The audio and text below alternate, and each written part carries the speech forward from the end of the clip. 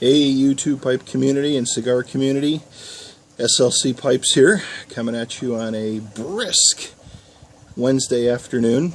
I thought I was going to have to travel out of town today for a couple of days. It got postponed, and ended up taking the day off, doing some work around the house.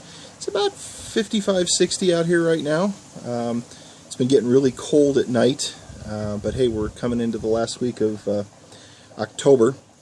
The trees have not lost all their leaves as of yet, but they're getting there slowly but surely. Anyway, haven't done a video for a while, and I wanted to do a VR for Smoking Grandpa Bones 500 sub contest. So while I had the time off to do it this week, I figured I would go ahead and do it. Little housekeeping. I'm smoking a La Perla Habana, a nice little cigar. Buy these in bundles from Cigars International. Smoking Grandpa Bones actually gifted me a H. Upmann. Boy, it was a good cigar, but I haven't smoked a cigar for a while, and all I had was a few cups of coffee yesterday, and I should have taken my own advice and his advice and other people's advice and have a little something to eat first. That little H. Upmann was strong, and I'll tell you something, that thing hit me like a ton of bricks, but it was a great cigar. Anyway, a little video response and ramble, going through his questions. The first question was, when did you start smoking pipes and or cigars? I did a video here a couple months ago about how I got into pipe smoking. Long story short, we had a good friend of the family who was a pipe smoker for years. He was a professor at the University of Chicago, and on his birthday I brought him a little Duke.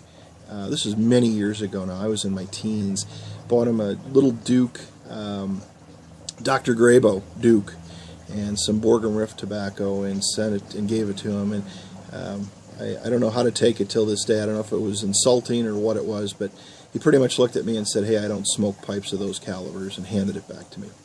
And it went in the glove box of my truck at the time, and sat there for a while. And one day, you know, I used to smoke on and off cigarettes. I was never a heavy cigarette smoker, but smoked cigarettes every now and then on and off. And was coming home from work, and I dug out that pipe, loaded it up with some Borgum Riff rum, and that's what got me into pipe smoking. And 30-some years later, I'm in my 50s, I've still got the pipe. It's a little beat up, but it still smokes great. Small bowl, but if you just want a little bit of a relaxing smoke. So for me, in my teens, 30-some years ago. The second question was favorite band. That's a big one. That's going to be a difficult one. As I've mentioned before, I've been a musician my whole life. I started playing the organ when I was 4 years old. I worked for Hammond Organ Company for years. I had an opportunity to tour the world with Hammond, but I didn't. I went into the IT business. I look back now and say, wow, where would I have been if I had made a different decision back when I was 18, 17, 18 years old. But I love all kinds of music, whether it's jazz, Frank Sinatra, heavy rock, even hip-hop, and I know some of you are going to cringe, but even some of the rap stuff's okay. I love it all. I would say, though, probably my all-time favorite band is Chicago. I love everything they do. Their horn section, those guys are still pounding away at it. I think they're all the way up to Chicago 37 or 36. I know some of their stuff went a little bit crazy, but I enjoy Chicago. And talk about bringing back memories. I've been to many Chicago concerts. Peter Cetera was here in Salt Lake City about 4 or 5 years ago. Went and saw him here. Great concert, even though he's left the band. But, you know, summer, without a doubt, people our age and my age bracket, you know, listening when it's 105 degrees outside and you're dying of heat in the car, and you turn it on the radio, and you know there's you know 25 to 6 or 4, or does anybody know what time it is, or Saturday in the Park. Those are classics, and they're going to be around forever. I love Styx, I love REO Speedwagon, but I'd say Chicago is probably still my #1, and I have so many of their CDs and really enjoy listening to it. The next question was favorite food. Well, You could tell I'm a little trim, petite person. My all-time, I love a little bit of everything. I love a little bit of everything too much. But I would have to say that probably my favorite, my all-time favorite, like LaDon Mott said, nothing like a good old steak, baked potato. I love a nice cold, well-made salad with blue cheese dressing on it, and a good old steak, and a beer, and then a great cup of coffee, strong afterwards, maybe a little after-dinner drink like a B&B or a Grand Marnier or something, in a nice cigar or pipe. I mean, it's hard to beat. That's life. The next question was childhood memories. I'm gonna bore you a little bit with this, but I think maybe some of you will get it, or will feel it or understand it. For me, I'm gonna move into my teen years with answering this question. My whole life since I was a little kid, have always been fascinated, and I have loved nautical stuff and boats my entire life, and I still do. I had the opportunity to work for a couple marinas down in when I lived back in Chicago and sell boats part-time on the weekend. I've owned many boats. I've owned small boats. I had a 40-foot Chris Craft wooden boat, a Corinthian that I did a complete restoration on and took it up to the Racine in the Water Boat Show, won awards with it. Absolutely love that boat. I've owned cruisers. I've owned all kinds of stuff. Not real high-end stuff because I couldn't afford real high-end stuff, but picking up a used boat or something and cleaning it up. But probably my best memory is when I was 15 years old. I was looking for my first boat. I remember my mom having a heart attack saying, "What in the hell do you want to buy a boat for?" And a friend of the family had a neighbor that was selling this little 15-foot, was described as a fishing boat, real cheap, had it on the side of his house, wanted to get rid of it. So anyway, on a snowy, kind of cold, overcast Sunday in November, over in Hegewisch, Illinois, went over there and met with this gentleman, and he had this 15-foot boat that was made out of magnesium, of all things. And the paint was chipped off it and stuff like that. It had no seats. The seats had long rotted out. He took them out. Had a steering wheel, had no windshield, no nothing. It was on a trailer, no motor, no anything. It was set up for an outboard. And started talking with the guy. And anyway, long story short, ended up buying this boat for $100 with the trailer. I had new wheels on the trailer. And I thought, well, I'll just get all the other stuff for it. So he opened up the garage. He had a brand new windshield for it. He had fenders and fire extinguishers and stuff like that. Everything you need for a little boat. And he said to me, he said, "Kid, how are you going to power this thing? How are you going to make it go down the water, down the river, or up on the lake?" I said, "Well, I don't have to save for a motor."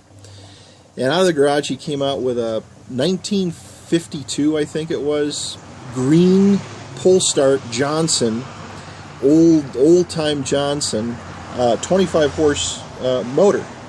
But it was new enough, even though it was old, it was new enough that it had neutral forward and reverse on it. Had a tank, used the pressure type tank where you'd actually pressurize it. Didn't have a fuel pump.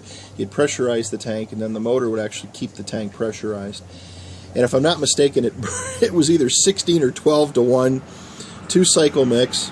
Anybody who's running an old outboard, you dunk a ton of oil in there, dunk a ton of 2-stroke oil in with the gas, you start it up, and the smoke goes everywhere.